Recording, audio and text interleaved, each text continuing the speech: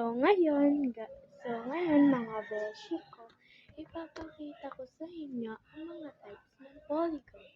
So, ang types ng mga polygon, ayan.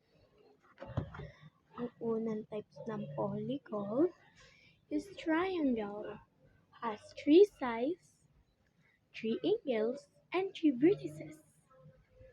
Number 2, quadrilateral, 4 sides, 4 angles, vertices. Pentagon, 4 sides, 4 angles, 4 vertices.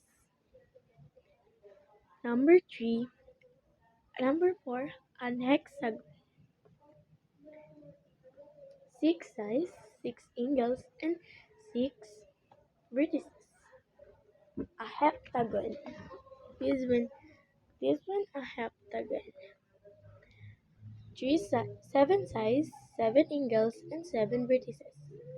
Octagon, 8 sides, 8 angles, and 8 vertices. Nonagon, 9 sides, 9 angles, 9 vertices. Next one.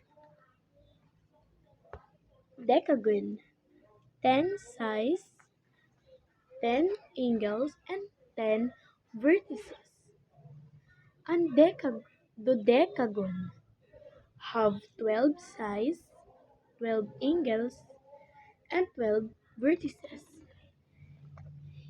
Thank you mga beshi ko sa paririnig ng aking mga types of polygon. Ayun na pala mga beshi ko, ang types ng mga polygon.